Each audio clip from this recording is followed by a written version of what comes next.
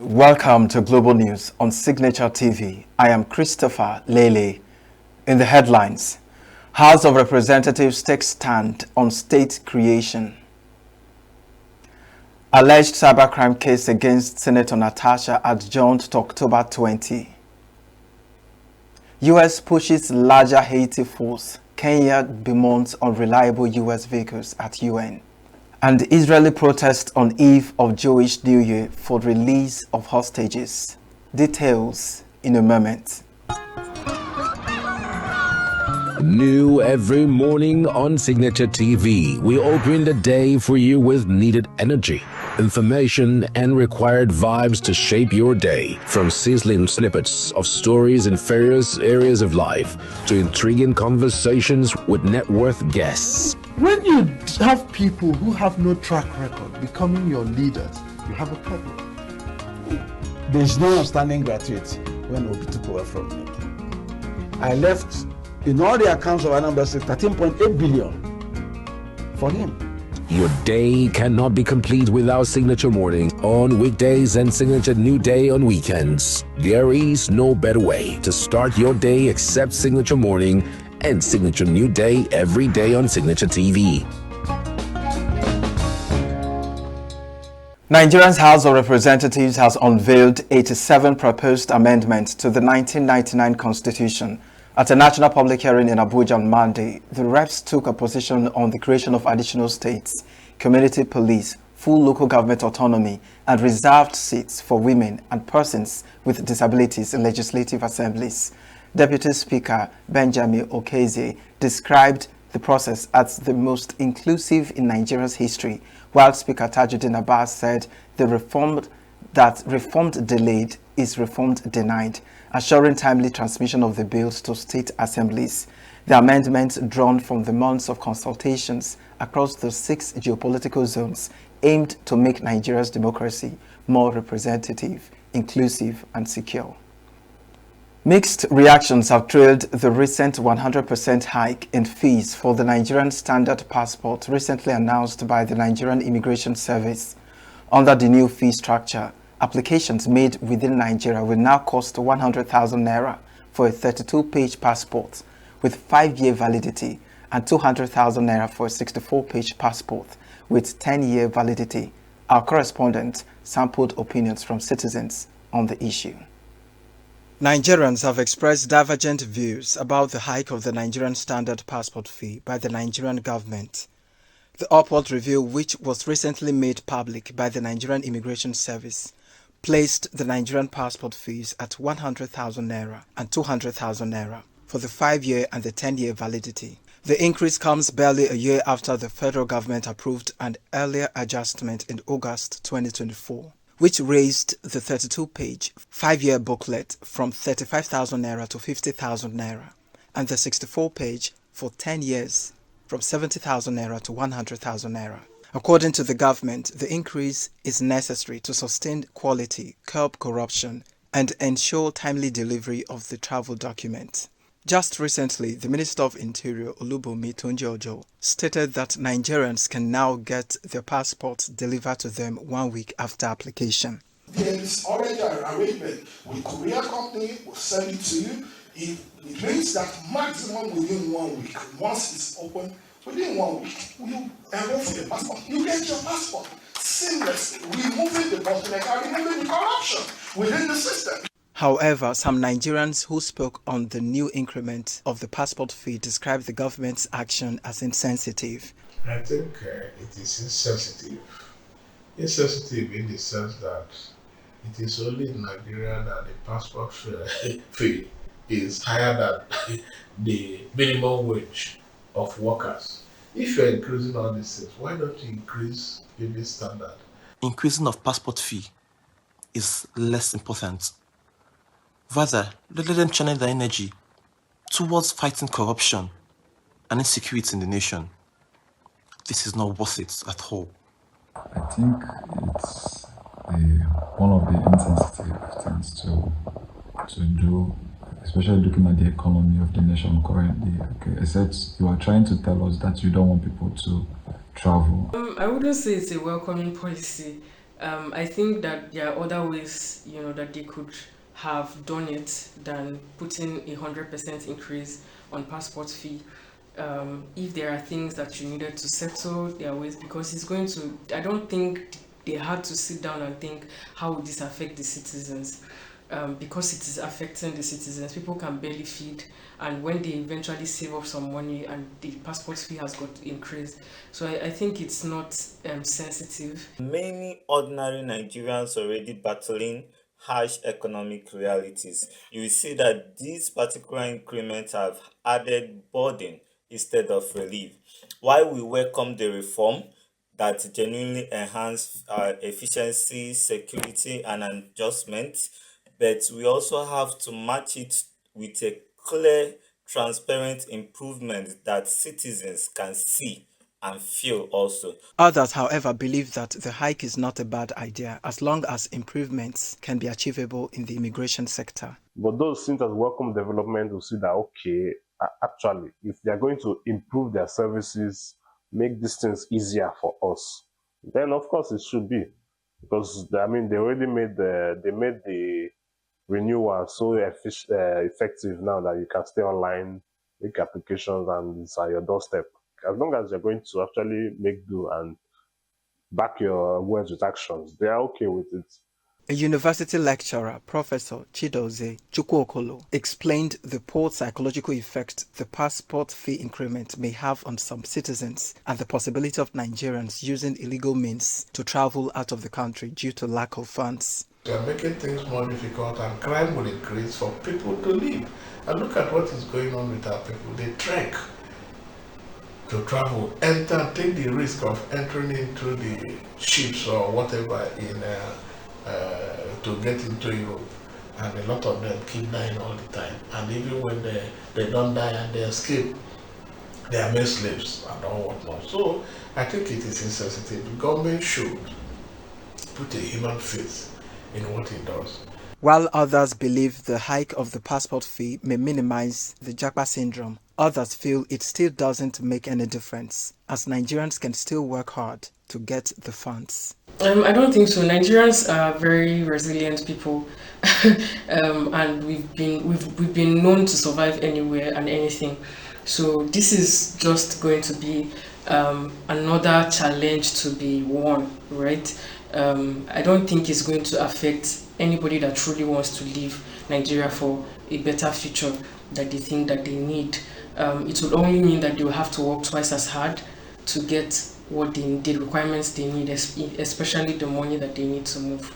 Some people have also said that it is a way of controlling the jackpot syndrome, because if the money goes higher and you're unable to get all this things, you won't jackpot.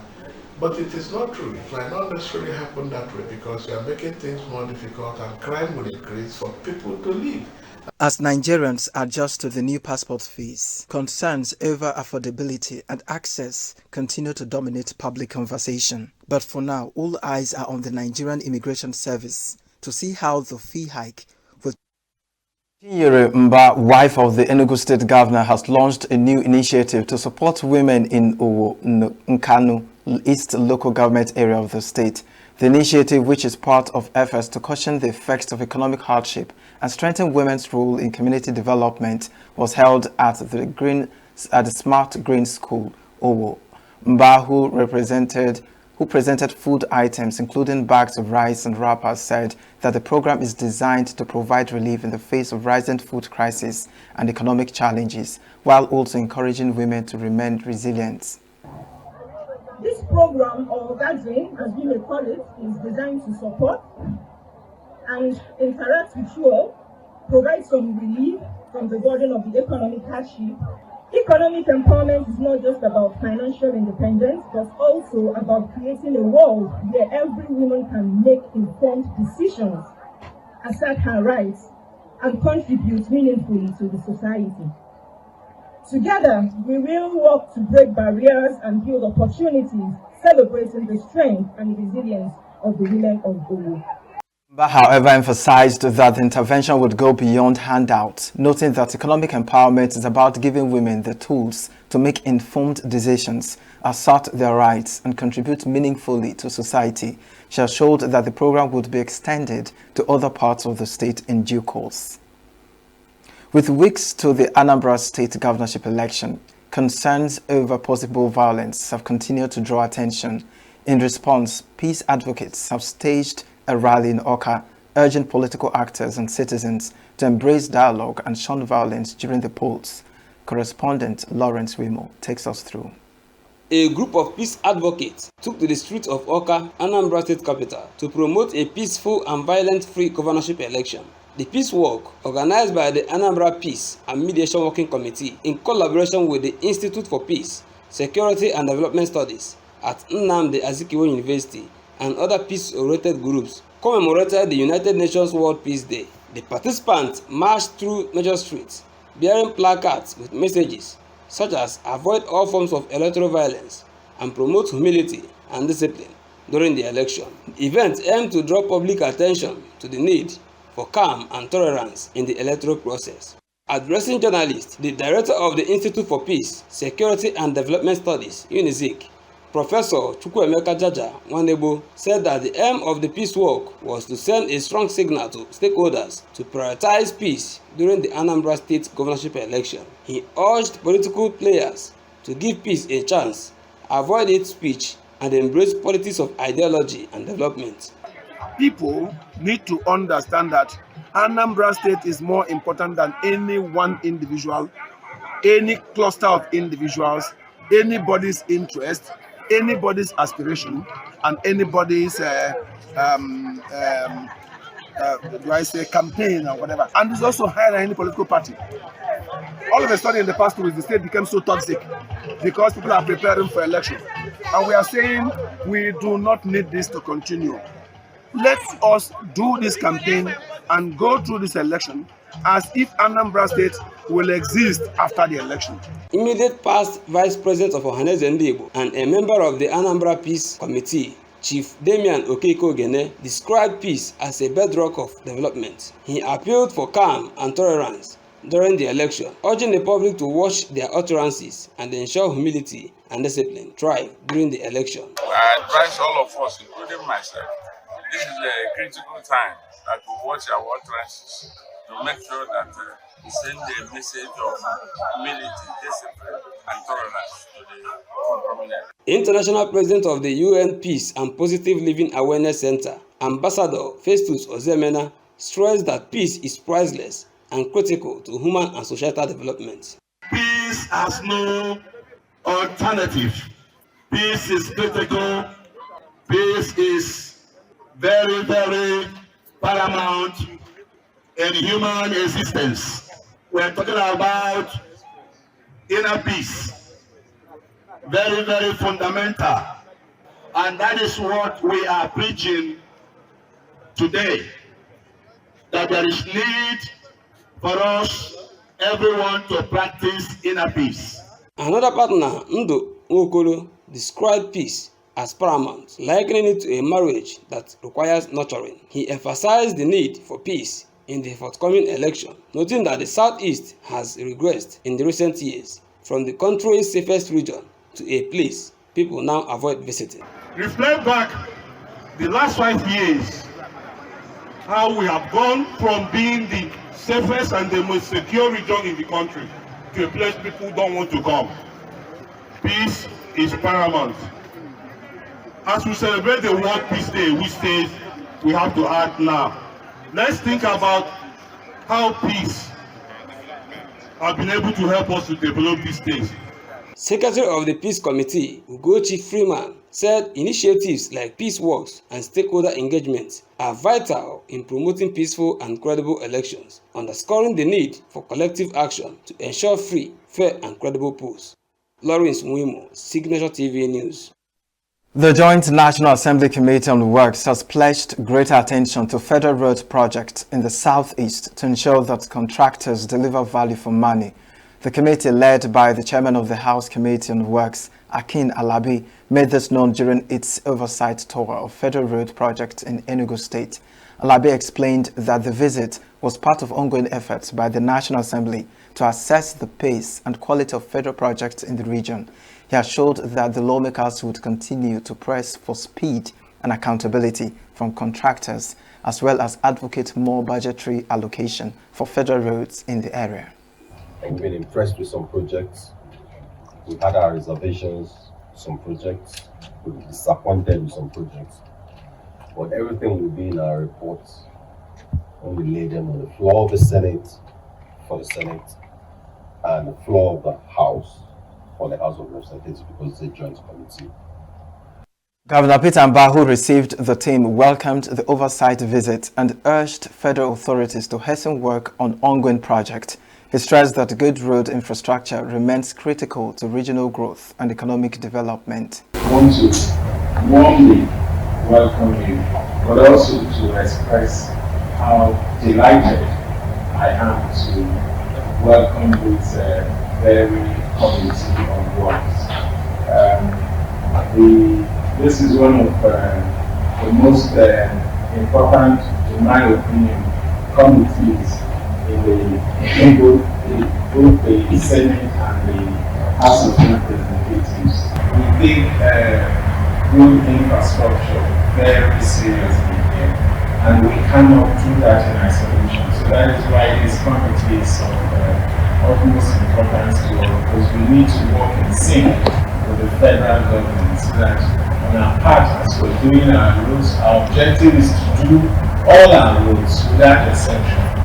During the visit to Enugu, the lawmakers interacted with contractors handling key projects, including the Enugu-Onitsha Expressway and the Enugu-Makurdi Expressway, and emphasized the need to scale up work ahead of the 2026 budget.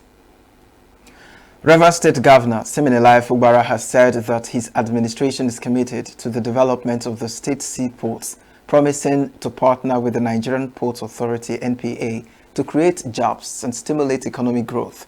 Governor Fugbara gave the assurance in Port Harcourt when he received the chairman and board members of the NPA, led by Senator Adedayo Adeyeye, who paid him a courtesy visit on Monday. The visit marked the governor's first official engagement since the end of the emergency rule in the state. Fugbara welcomed the NPA's call for synergy, stressing that state government must be involved in the interventions to ensure they address the genuine needs of the people. The governor underscored the importance of seaports to national growth, but lamented the underutilization of the facilities in the state. He therefore proposed a special meeting with the NPA to discuss strategies for maximizing the potential of the Port Harcourt and Onne ports. The governor further noted that functional ports would create employment opportunities, revitalize surrounding communities, and reduce urban congestion. On sanitation around the host communities, the governor promised to engage local government chairmen in the host areas to ensure a cleaner environment around the ports. The Speaker of the House of Representatives, Tajuddin Abbas, has said that public debt, if prudently managed, can drive growth and development of any country. Abbas, who stated this in his keynote address at the 8th Annual African Network of Parliamentary Budget Offices Conference in Abuja on Monday, stressed that strategic and responsible borrowing is an essential fiscal tool for addressing pressing developmental needs. He noted that Nigeria must leverage credit for finance to finance critical infrastructure, stimulate growth, and protect vulnerable populations, while all borrowing remains targeted, transparent, and sustainable, while remaining consistent with Nigeria's medium-term debt strategy and guided by global best practices.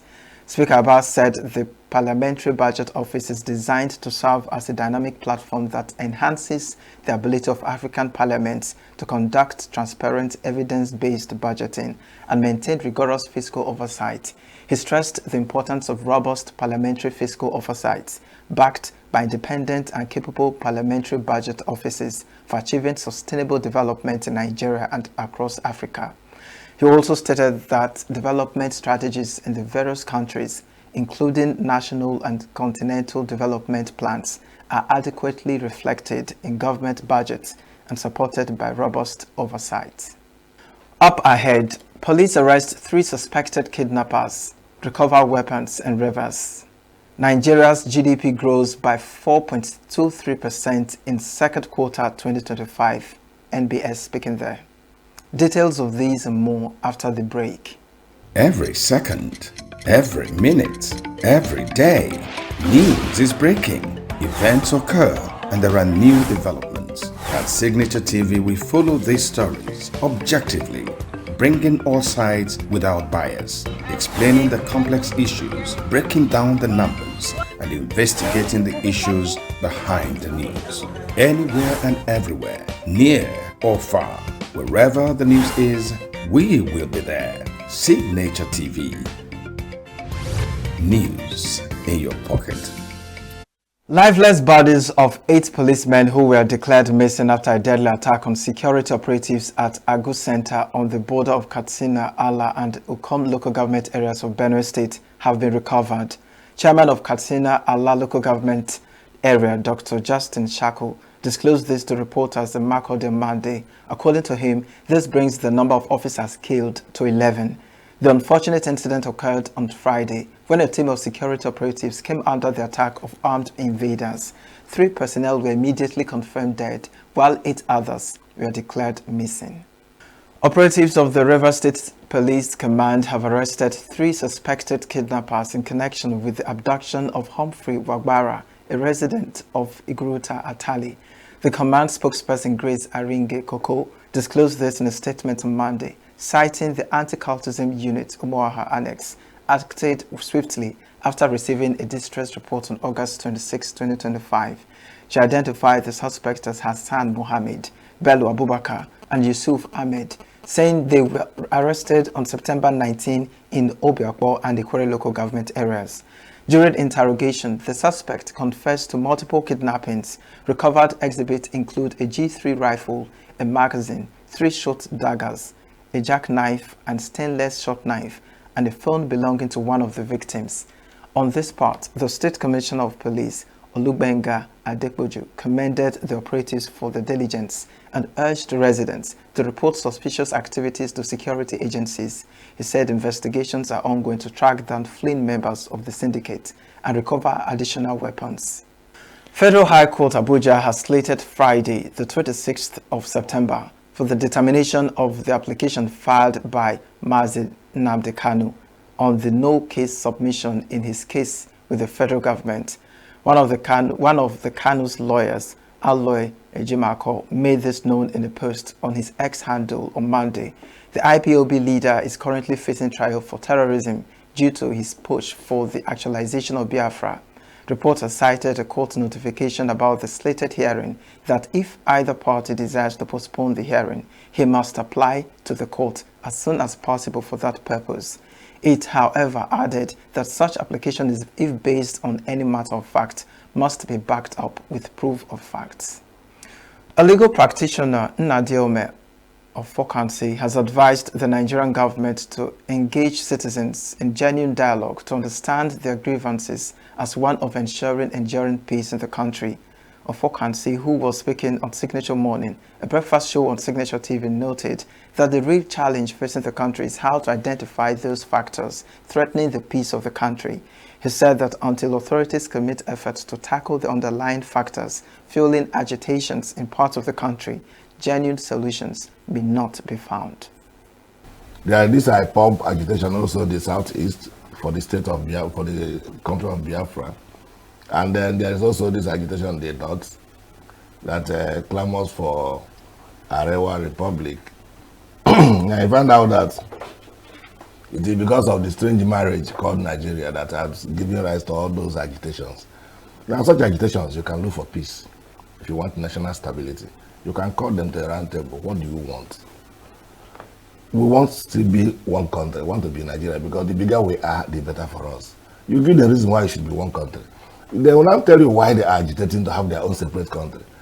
If it is marginalization, you will not tell them, tell me the areas of marginalization. Let me now fill it up. If you have marginalized them in employment, infrastructure, they say it open. And then you, the government of the day, try to placate them by going to address those critical areas which they have complained about. That is a kind of national peace that is required.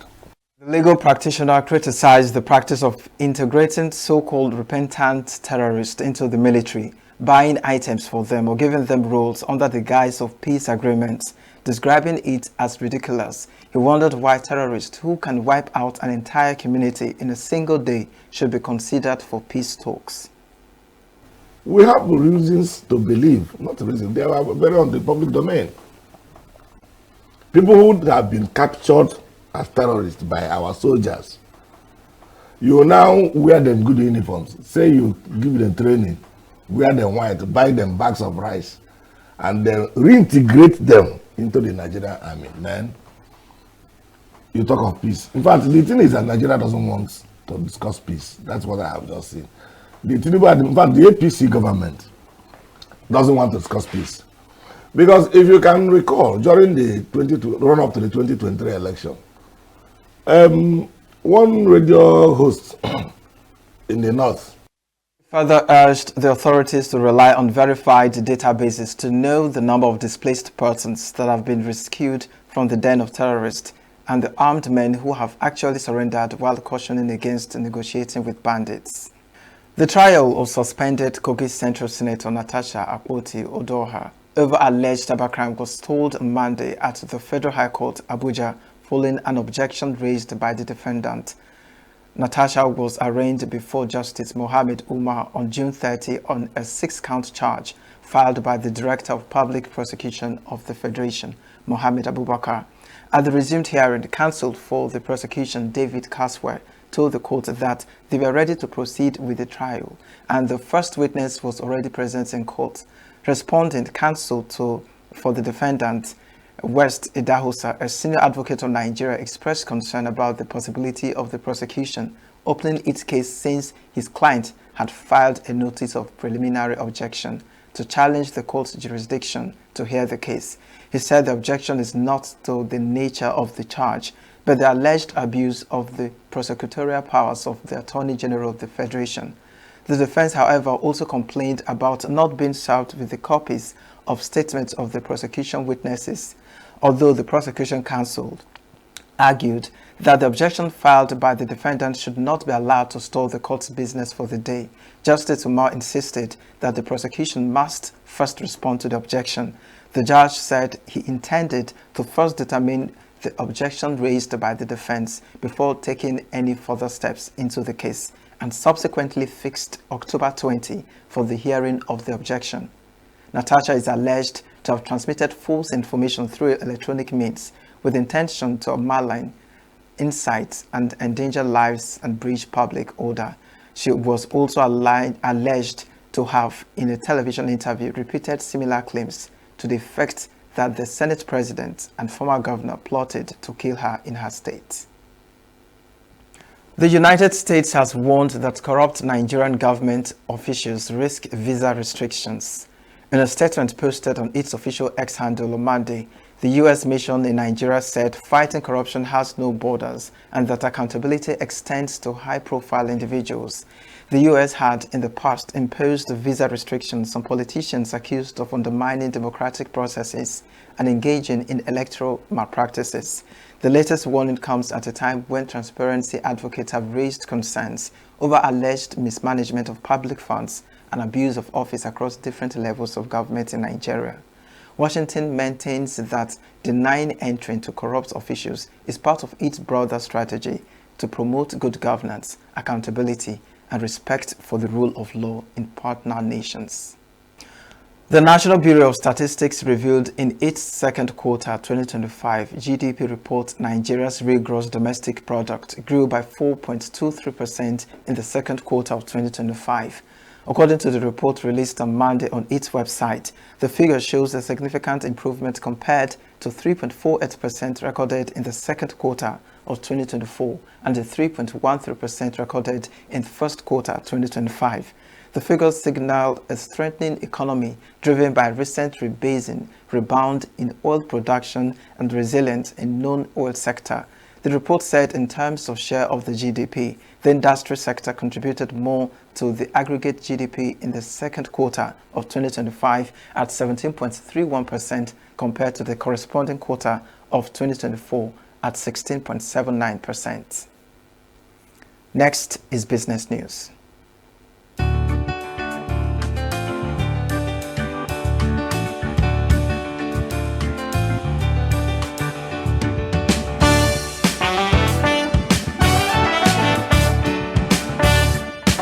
Nigeria's inflation rate slowed to 20.12% in August, down from 21.88% in July, bringing some relief to households battling high food and energy costs.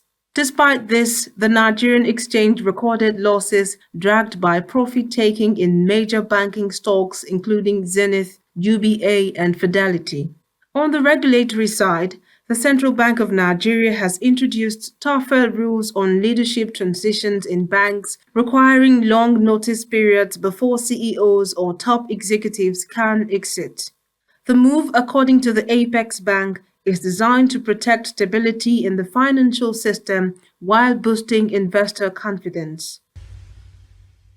The Central Bank's Monetary Policy Committee is set to meet this week, and all eyes are on whether a rate cut is finally on the horizon.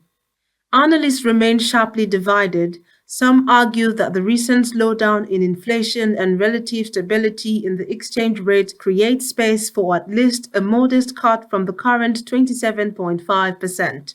Others warn that external shocks, food supply gaps, and volatility in the foreign exchange market mean the economy is not ready for a policy reversal.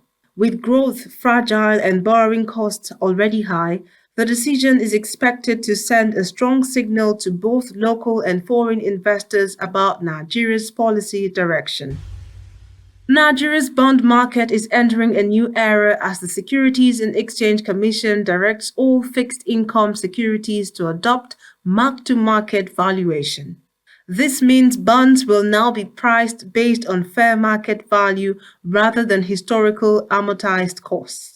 The transition, which begins this September and runs over 2 years, will see new securities immediately marked to market, while existing portfolios will gradually adjust.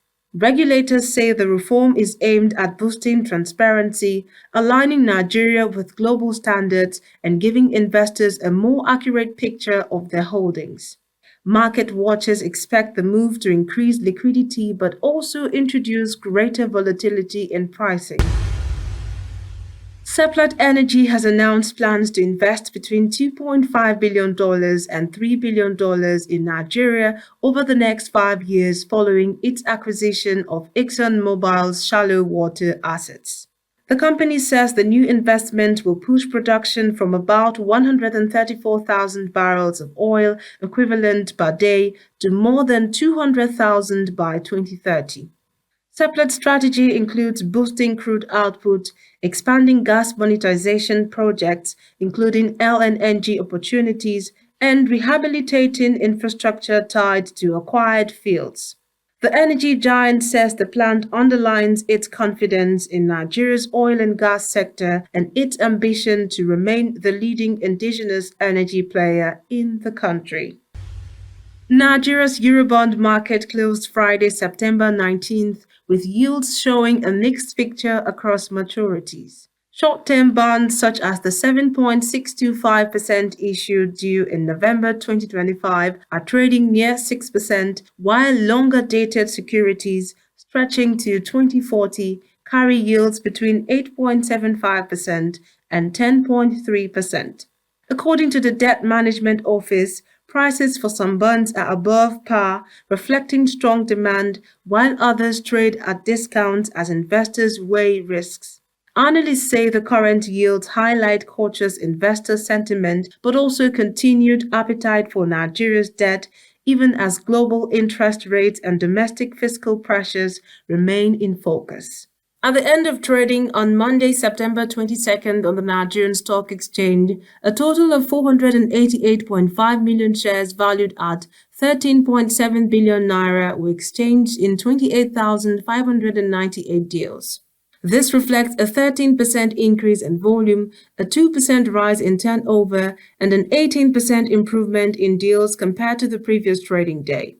The market capitalization currently stands at 89.5 trillion naira. Out of 125 equities traded, the session closed with 22 gainers and 28 losers. Royal Exchange led the gainers, rising by 9.8% to close at 2 naira 24 kobo per share, followed by Secure Electronic Technology with a 6.67% closing at 0 naira 80 kobo, Charms with a 6.13% closing at 3 naira 29 kobo, and Prestige Assurance with a 5.75% increase closing at 1 naira 84 kobo. On the flip side, Magnicals dropped by 10% to close at 3 naira 33 kobo per share, followed by Ikeja Hotel, which lost 9.80% to close at 20 naira 70 kobo per share. The benchmark all-share index ASI shed 347.12 points to close at 141,498.20 points. This reflects a 0.11% loss on the week, a 0.35% gain over the past 4 weeks, and a year-to-date growth of 37.48%. The Nigerian naira traded mixed against the US dollar on Monday, September 22nd. At the official Central Bank of Nigeria window, the naira closed at about 1,487 naira per dollar, maintaining relative stability. However, on the parallel market, the naira exchanged between 1,510 naira and 1,524 naira per dollar, reflecting continued pressure from strong dollar demand. Analysts note that the gap between the official and unofficial markets remains a key challenge for policymakers as Nigeria works to stabilize its currency and boost foreign exchange liquidity. That's the update from the Nigerian stock and money market this Tuesday morning. In Abuja, I am Tomsinime Natus. Still to come, Canadian Prime Minister Connor on support for Palestinian state. New global economy, U.S. targets wife of Brazilian Supreme Court justice with sanctions. Details in a moment. Every second, every minute, every day, news is breaking, events occur, and there are new developments. At Signature TV, we follow these stories objectively, bringing all sides without bias, explaining the complex issues, breaking down the numbers, and investigating the issues behind the news.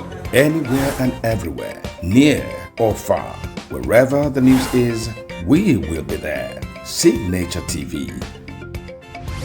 News in your pocket.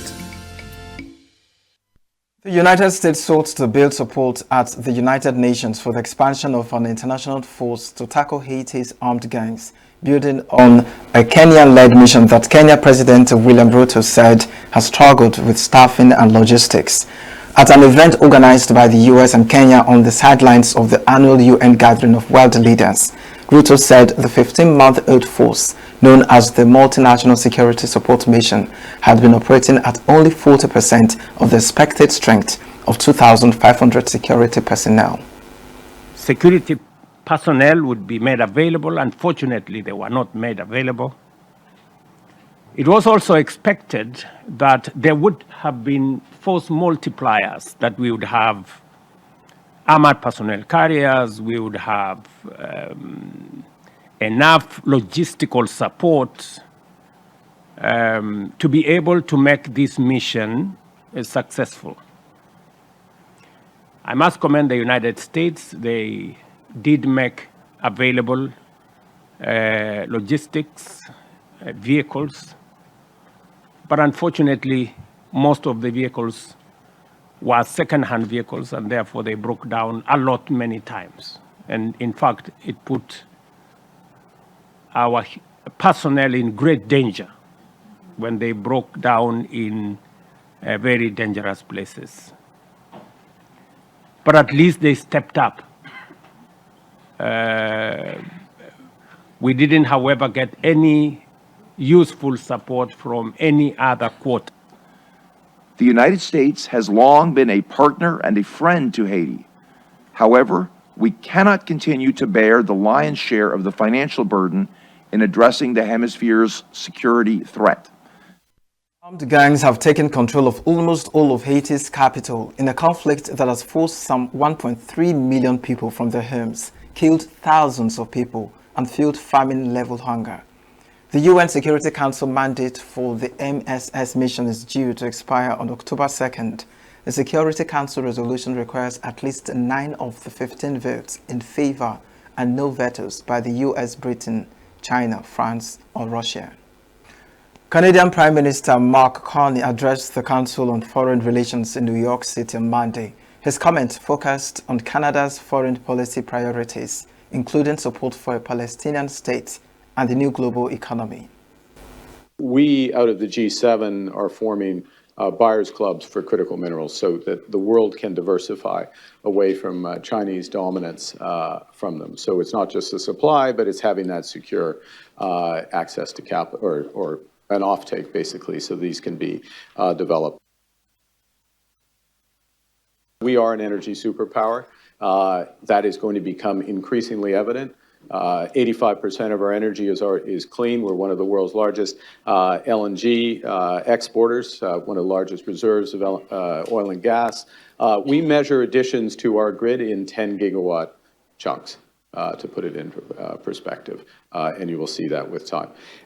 We are top 5 in 10 of the world's most important critical minerals. 40% of the world's listed mining companies are in Canada. I would ask you to, when you think about Canada, actually that's my request, think about Canada. As a strong, sovereign, independent nation, think about Canada as that. But there is a big opportunity in this shifting in Canada. We understand what's going on. We understand the scale of the response that's required. We have the resources the world needs. We have the talent to turn that potential into growth. We're a reliable partner. We're connected more than anyone else through trading relationships with any other part of the world. And we're no longer relying on just the strength of our values, but the value of our strength. The address comes as world leaders gathered for the annual United Nations General Assembly, which begins its 80th session on Tuesday. The 193-member world body hosts 6 days of speeches by nearly 150 heads of state or government, along with dozens more ministers. Israel's ambassador to the UN, Danny Danon, said Israel is committed to continuing the war until all hostages are returned and until Hamas is out of the game completely. Danon's remarks came just before France recognized a Palestinian state at a World Summit in New York on Monday, nearly 2 years into the war in Gaza, joining Britain, Canada, and other Western allies. Israel has said such moves will undermine the prospect of a peaceful ending to the conflict in Gaza. The two-state solution was the bedrock of the US-backed peace process, ushered in by the 1993 Oslo Accords. The process suffered heavy pushback from both sides and has died. No such negotiations over a two-state solution have been held since 2014. The United States and Israel boycotted Monday's meeting. Danon said Israel would discuss what action to take in response to the announcement of recognition after Prime Minister Benjamin Netanyahu returns to Israel next week. Before October 7th, there was a debate about that in Israel. After October 7th, it's off the table. Now we are focused on bringing the hostages. We are focused on eliminating Hamas. And when the day will come that there will be a genuine Palestinian leadership that will condemn terrorism, you're going to hear President Abbas soon. He is paying salaries to terrorists as we speak. When the day will come that there will be genuine leadership, we will speak with the Palestinians. We are a peaceful nation. We signed multiple peace accords, and hopefully we will sign more accords in the near future to negotiate a ceasefire. We know what it will look like. At the end of the process, Hamas will not be there. So we are still negotiating, and we are talking with the negotiators, and we hope that there will be continuation for that. But the end game, it will be that Gaza will not have Hamas control. So we just saw a video that was released by Hamas a few hours ago, where we can see the condition of the hostages. You know, horrible footage. You know, we believe that 20 of the hostages are alive, but in a very bad condition. You know, in a few weeks, it's going to be 2 years in captivity. Some of them need medical care, but they don't get visitations from the Red Cross or from anyone else. And we know that they're in a very bad shape. Relatives of Israeli hostages and their supporters held a peaceful protest on Jerusalem on Monday on the eve of the Jewish New Year, calling for the release of hostages held by Hamas in Gaza. Sitting outside Israeli Prime Minister Benjamin Netanyahu's residence, they prayed and held posters of hostages still held captive by Hamas. Jews around the world celebrated the holiday eating apples and honey, symbolizing the hope that the coming year will be sweet. A total of 48 of the hostages remain in Gaza, with around 20 thought to be alive. Activists and Paris elected representatives unfurled a Palestinian flags at one of the capital's city hall's windows on Monday in a show of solidarity with Palestinians. The demonstrators organized the stunt without the city's approval, and the flag was removed after roughly 25 minutes. Genocide, unfortunately, with the very idea, for many Israelis and especially the government, of not even wanting the possibility of the existence of a Palestinian state. And that's what we are fighting. Unfortunately, we're fighting with symbols, but it's already something important, and so we felt it was important to have a Palestinian flag on City Hall to show Paris City Hall's solidarity with the Palestinians. On City Hall, we have not seen the Palestinian flag, while many city halls, in France, did so despite the bans of the resigning interior minister. We saw more than 50 city halls with it at noon, and it's essential that the international community mobilize. As elected city official, it's our leverage.